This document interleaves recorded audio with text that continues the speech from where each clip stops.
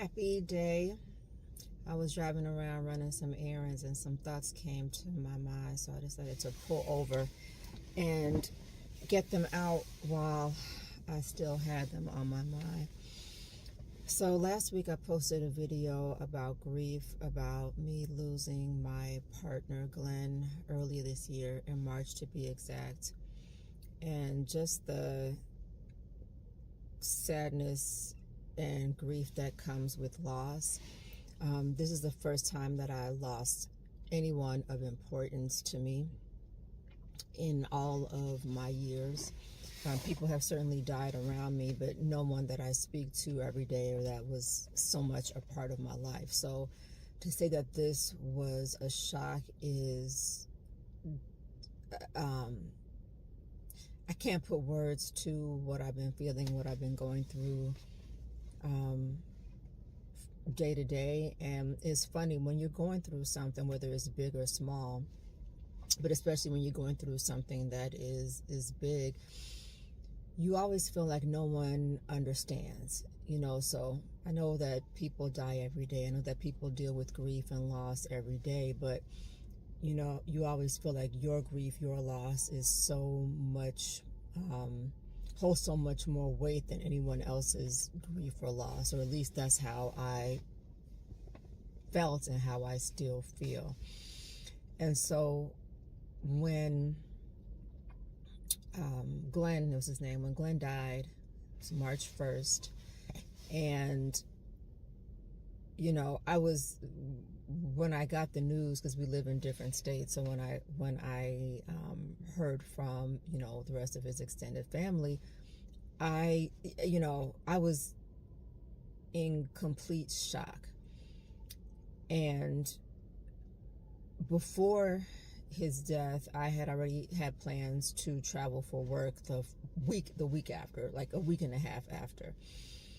And so, all these thoughts are coming to mind. Like I have to, travel to his state. I have to, think about plans for, meeting with the family, and, all of these things. Then I have to think about work.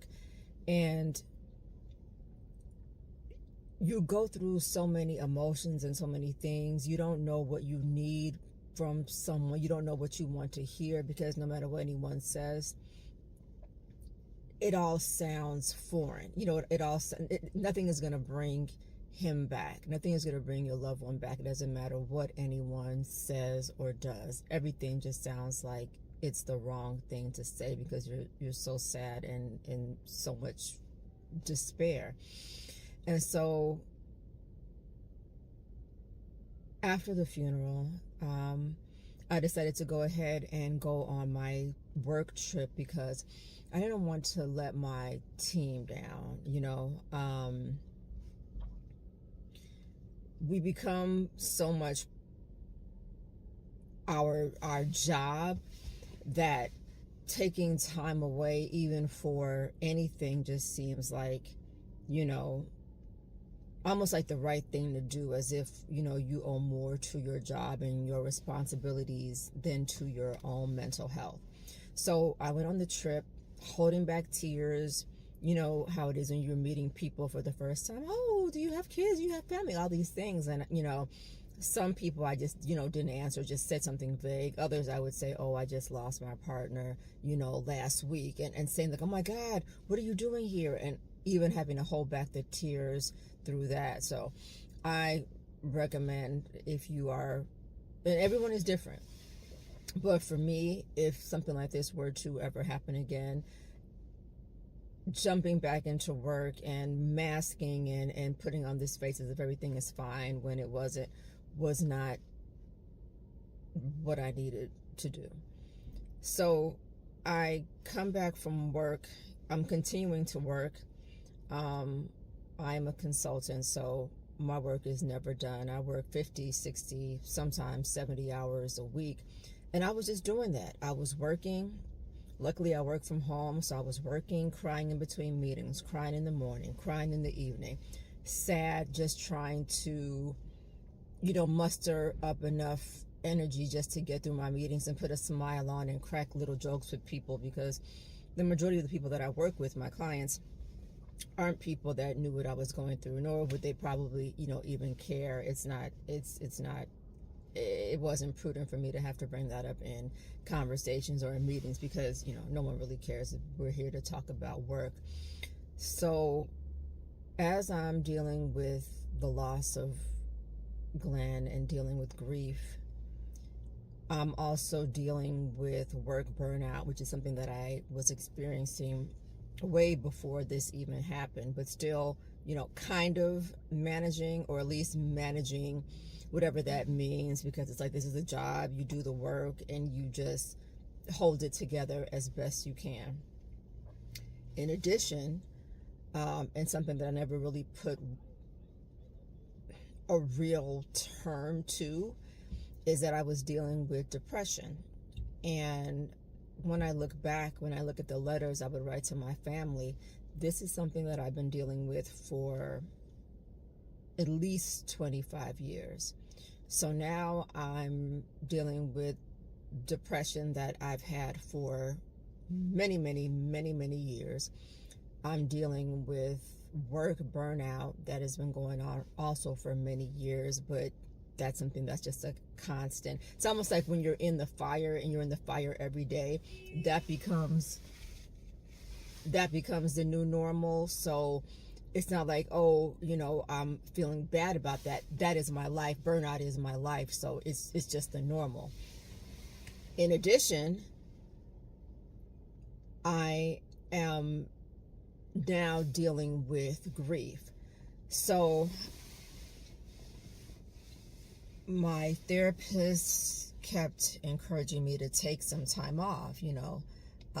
2 days in the weekend is not enough. But I'm like, oh, I'm thinking at least work, even though it's, annoying and having to mask, at least it keeps my mind off of being sad, at least for the time that I'm in a meeting or having to talk to a coworker or what have you. Until one day, a few months ago, I just had a mini panic attack in between meetings. I just started crying uncontrollably, had to cancel a meeting, then I had to cancel a second meeting, and I said, I can't do this. I can't keep on pretending like everything is okay just for the sake of a job, or not letting down my team, or whatever it is. So my psychiatrist, who I had also started seeing at the end of last year, so now this is December 2024, had recommended that I begin going to an outpatient treatment program.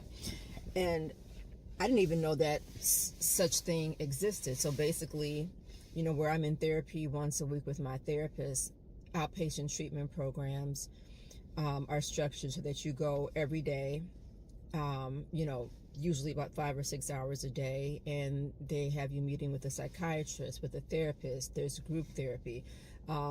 The goal is to give you intense therapy every day, in addition to skill building, with the goal of whatever you're going in for, whether it's grief, depression, OCD, anxiety, whatever it is, that you get intense help that you can't get from just going to therapy once a week. So I enrolled in an outpatient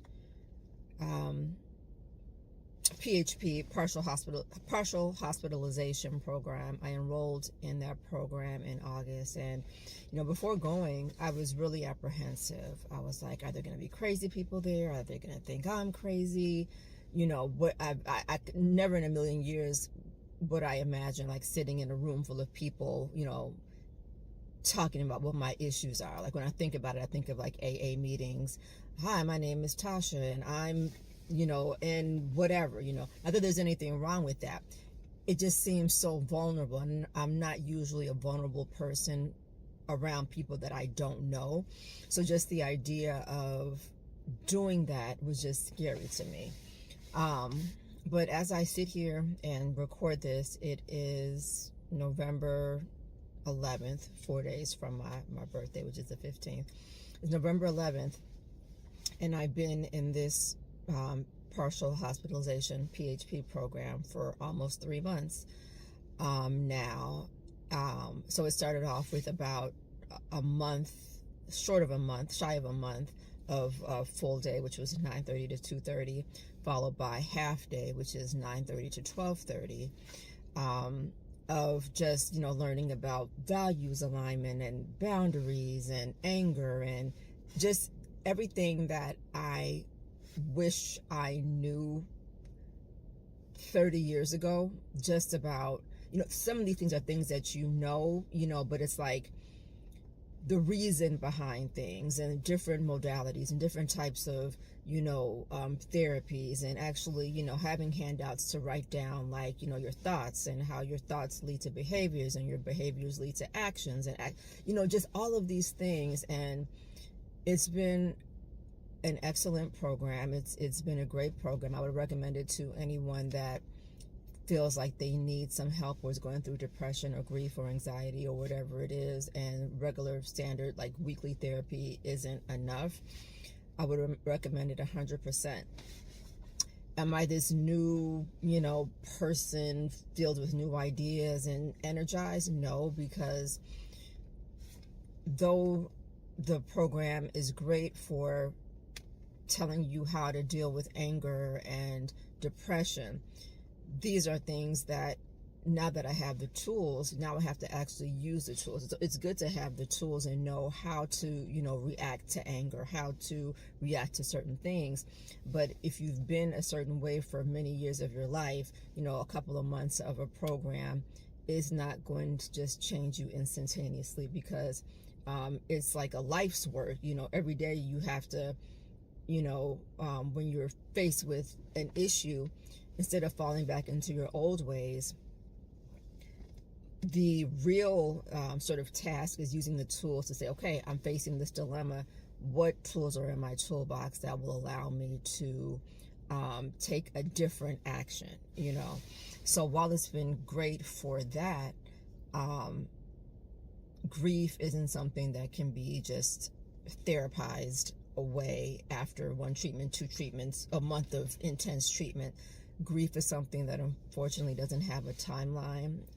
It's not going to be a month. It's not going to be a year. It's not going to be, I've heard some calculations, like if you've been with a person for so many years, then it's going to take you like a third of that time to, the mathematical science around grief, I think, is just unrealistic. I still wake up every morning and go to bed every evening with sadness. I still cry almost every day. Weekends are the worst because I don't have anything to do, waking up in the morning. So it just gives me time to wake up and ruminate and be sad and be depressed. Asking the same questions over and over again, like why me, and why would God do this to me, and why would God bring someone into my life at such a late age to then take him away from me. So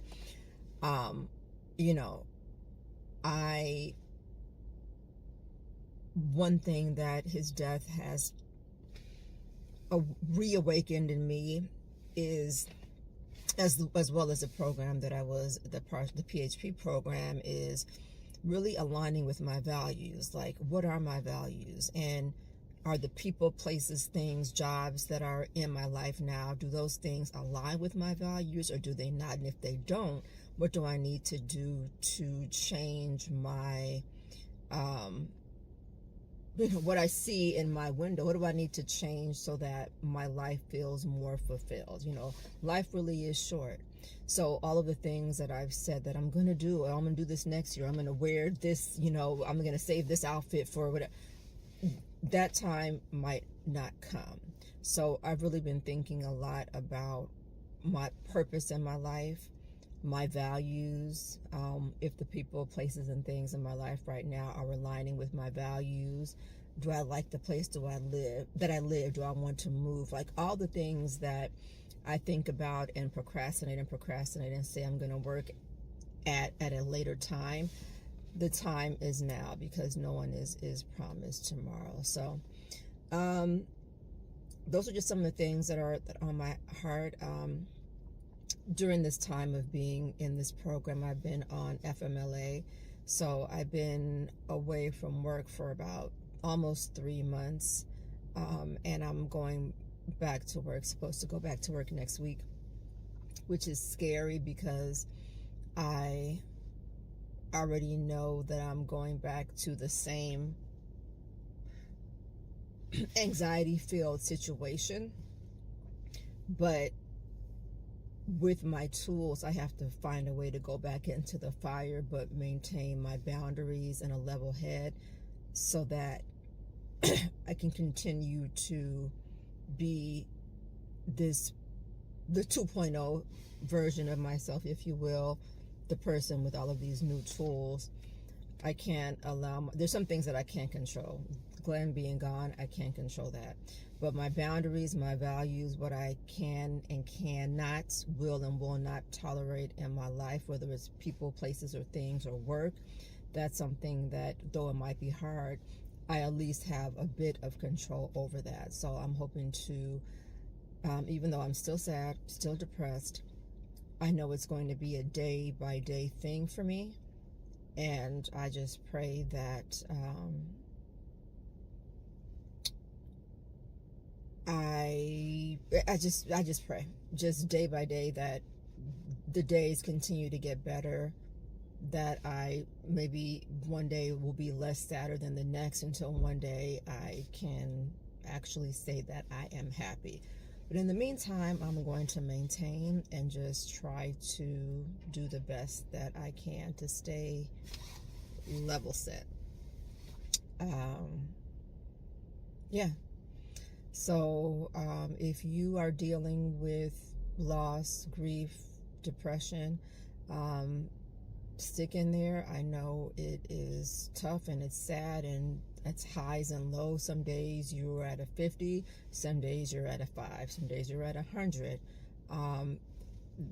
There is no magic science to get better, but the fact that you can acknowledge and that you try, you wake up every day and you try to feel better and figure out the things that you need to do, or the people you need to surround yourself with to feel better, those are the things that you have in your control. So make it a great day. Until next time, peace.